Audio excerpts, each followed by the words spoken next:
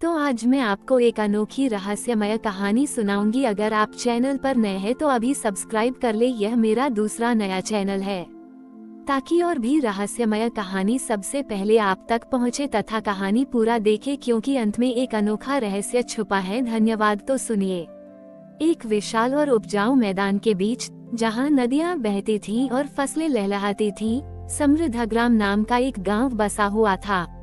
ये गांव अपनी कृषि समृद्धि और मेहनती किसानों के लिए प्रसिद्ध था। गांव के ठीक बीच में एक प्राचीन शिव मंदिर था, जहां एक सूखा अनुपजाऊ बीज लिंग स्थापित था। यह मान्यता थी कि यह बीज लिंग तभी अपनी उर्वरता प्रकट करता था जब कोई धनवान व्यक्ति अपने धन और संपत्ति के अभिमान को त्याग कर विनम्रता और सच्चे हृदय से निस्वार्थ भाव से भूमि और किसानों की सेवा करता था, न कि केवल अपने लाभ के लिए या दिखावे के लिए। श्रावण मास में किसान और ग्रामीण इस मंदिर में आते थे और अपनी फसलों की अच्छी पैदावार के लिए प्रार्थना करते थे, यह मानते हुए कि शिवजी की कृपा से ही उनकी भूमि उपजाऊ रहती है। परंतु पिछले कुछ दशकों से समृद्धग्राम के धनवानों में केवल धन संचय और अपनी संपत्ति का प्रदर्शन करने की प्रवृत्ति बढ़ गई थी। वे भूमि को केवल एक व्यापारिक वस्तु मानते थे जिससे वे अपनी बुद्धि से अधिक लाभ कमा सकें। हर कोई केवल कितनी बड़ी जमीन खरीदी है और कितने नौकर रखे हैं इसका बखान करता था, जिससे उनकी कृषि में भाव और भूमि के प्रति श्रद्धा कम हो गई थी। इस बदलती हुई मानसिकता का परिणाम ये हुआ कि भले ही गांव में कई धनी किसान थे, पर उनकी जमीनों में सच्ची उर्वरता और प्राकृतिक संतुलन की कमी थी। सूखा अनुपजाऊ बीज लिंग, जो कभी गांव की जीवनदायिनी शक्ति का स्रोत था, अब पूरी तरह से निस्तेज और निष्क्रिय लगने लगा था। उसमें से कोई भी जीवन का स्पंदन नहीं आता था। समृद्धग्राम में एक अजीब सी आंतरिक दरिद्रता और आध्यात्मिक सूखापन आ गया था। श्रावण मास आया, पर मंदिर में कोई उत्साह नहीं था, क्योंकि कोई भी धनवान व्यक्ति उस बीज लिंग से सच्चा आशीर्वाद प्राप्त नहीं कर पा रहा था। कुछ पुराने और सच्चे किसान चिंतित थे, क्योंकि उन्हें पता था कि बीज लिंग का निष्क्रिय होना उनके भीतर के अभिमान और शिवजी की नाराजगी का संकेत है। गांव में धनी कृषक बलवंत नाम का एक युवा और अत्यंत समृद्ध व्यक्ति था। उसके पास अथाह जमीनें और संपत्ति थी और उसे अपने धन पर बहुत घमंड था। वह सोचता था कि उसे किसी दैवीय शक्ति या प्रकृति के संतुलन की जरूरत नहीं है, क्योंकि उसकी अपनी बुद्धि और व्यापारिक नीतियां ही सबसे बड़ी हैं। वह अक्सर उन गरीब किसानों का उपहास करता था जो भूमि के प्रति श्रद्धा या आध्यात्मिक शक्तियों की बात करते थे, क्योंकि उसे लगता था कि ये केवल ज्ञानी लोगों की बातें हैं। उसका मन शिवजी की भक्ति से ज्यादा अपनी वित्तीय श्रेष्ठता और लोगों की प्रशंसा पर केंद्रित था। श्रावण का महीना आया। सूखा बीज लिंग निष्क्रिय दिख रहा था और समृद्धग्राम में बाहरी समृद्धि के बावजूद एक अजीब सी आंतरिक कमजोरी थी। श्रावण के पहले सोमवार की सुबह थी। मंदिर के पास एक टूटी हुई कुटिया में बैठे एक वृद्ध निर्धन किसान, जो वर्षों से समृद्धग्राम के धनवानों के अहंकार को देख रहे थे, उन्होंने धनी कृषक बलवंत को अपने पास बुलाया। बलवंत को उस साधारण किसान पर विश्वास नहीं था, क्योंकि उसे लगता था कि वह क्या ही ज्ञान देगा, पर उस किसान की आंखों में उसे एक ऐसी अगाध सरलता दिखी जिसने उसे रुकने पर मजबूर किया। किसान ने शांत स्वर में कहा, बलवंत, ये सूखा बीज लिंग केवल पत्थर नहीं है, ये भूमि की अदृश्य ऊर्जा का स्रोत है, जिसे केवल धन से नहीं सींचा जा सकता। यह इसलिए नीरव है क्योंकि तुम्हारे भीतर धन का अभिमान और प्रकृति के प्रति छोटी विश्वास बढ़ गया है। शिवजी को केवल बड़ी भेंट से नहीं, बल्कि हृदय की शुद्ध श्रद्धा और निस्वार्थ सेवा से प्रसन्न किया जाता है। बीज लिंग तभी फिर से अपनी उर्वरता प्रकट करेगा जब तुम अपने भीतर अहंकार और संशयवाद के मैल को हटाकर भूमि की विनम्रता अपनाओगे। किसान ने बलवंत को एक चुनौती दी। इस श्रावण में तुम्हें इस सूखे बीज लिंग को फिर से उसकी उर्वरता प्रकट करानी होगी। तुम्हें इसके लिए अपनी संपत्ति या अपने नौकरों का उपयोग नहीं करना है, बल्कि अपने भीतर के सबसे बड़े अवरोध का त्याग करना होगा। तुम्हें इसे प्रकट करते समय अपने भीतर के अभिमान, संशयवाद और श्रेय अष्टता के भावों को मिटाकर शुद्ध प्रेम और निस्वार्थ सेवा का भाव लाना होगा। तुम्हें अपने हाथों से केवल विनम्रता और समर्पण के भाव से प्रतिदिन इस बीज लिंग को स्पर्श करना होगा और अपने गांव के उन सबसे बंजर और उपेक्षित खेतों में बिना किसी लाभ की उम्मीद के सेवा करनी होगी, जिन्हें कोई नहीं देखता। मानो तुम छोटी ही वजह के ही संदेशवाहक हो। ये तुम्हारा सेवा भूमि तप होगा। याद रखना, जब तक तुम्हारे भीतर का सूखापन नहीं हटेगा, तुम्हें शिवजी का वास्तविक प्रकाश नहीं मिलेगा।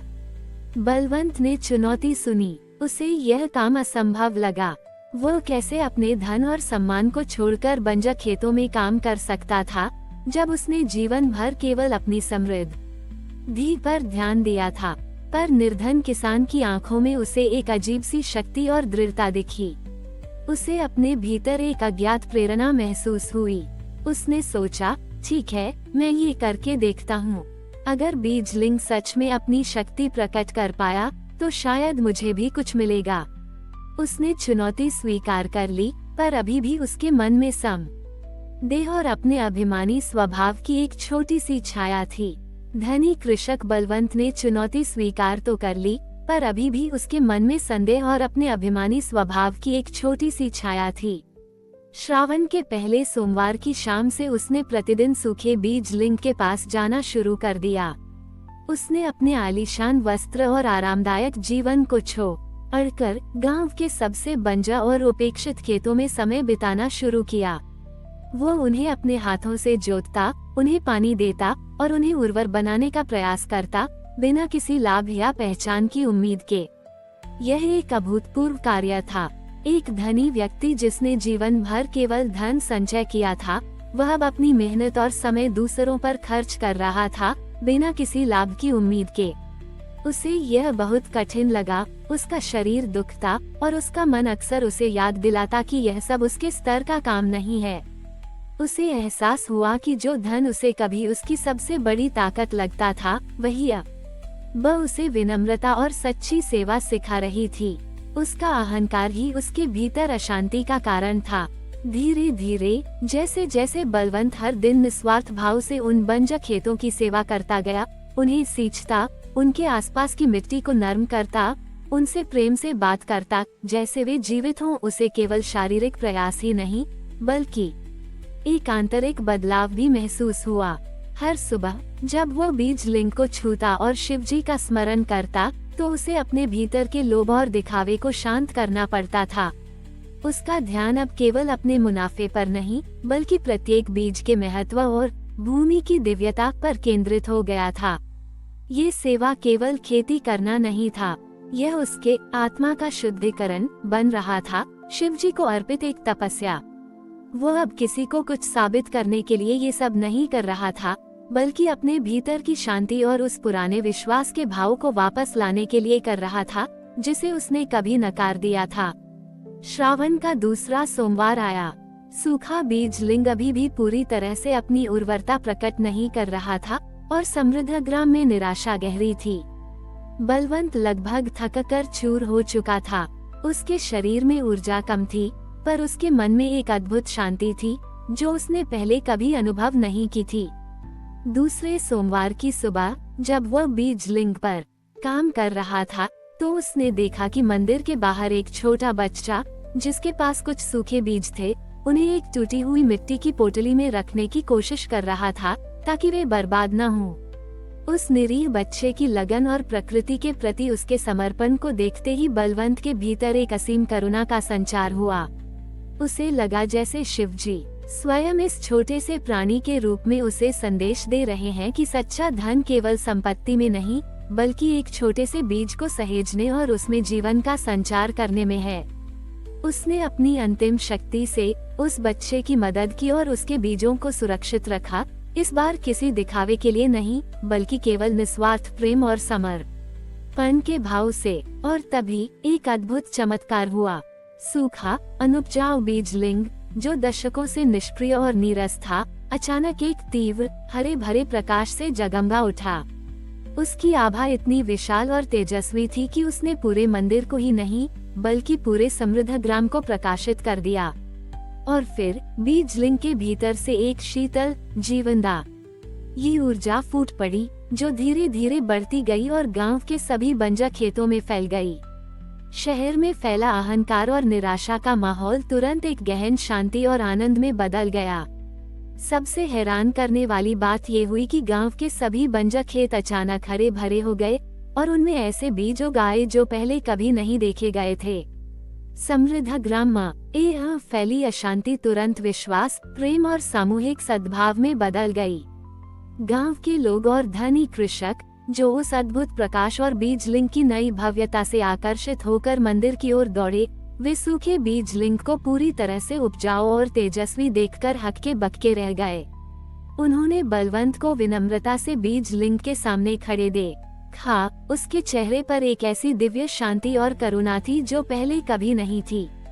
उन्हें एहसास हुआ कि यह केवल एक चमत्कार नहीं था, बल्कि बलवंत के भीतर के धन, अभिमान, त्याग और अटूट निस्वार्थ सेवा का प्रतिबिंब था, जिसने गांव को सत्य के उजाले से भर दिया था। समृद्ध ग्राम वास्तव में सच्ची समृद्धि, विनम्रता और आध्यात्म छोटी ई का अंतर्दृष्टि का स्थान बन गया था। बलवंत, जो कभी अहंकारी और अपनी संपत्ति में लीन रहने वाला माना जाता था, अब समृद्ध ग्राम के लिए एक प्रेरणा और सच्चा मार्गदर्शक बन गया। उसने धनी कृषकों और लोगों को सिखाया कि सच्ची समृद्धि केवल धन संचय में नहीं, बल्कि अपने भीतर की विनम्रता, निस्वार्थ प्रेम और सभी की सेवा में मिलती है। सूखा बीज लिंग अब केवल मंदिर का प्रतीक नहीं था, बल्कि एक निरंतर याद दिलाता था कि सच्ची भक्ति और आत्मा का समर्पण ही सबसे बड़ा प्रकाश है और वही हमें शिवजी के वास्तविक स्वरूप से जोड़ता है। हमारी और भी आध्यात्मिक एवं अनोखी कहानियाँ देखने के लिए हमारे चैनल पर जाएं तथा धार्मिक एवं पौराणिक अनोखी कहानियाँ हमारे चैनल पर है। कृपया जाके देखें तथा हमारे चैनल को सब्सक्राइब करके रखें और वीडियो लाइक जरूर करें। धन्यवाद।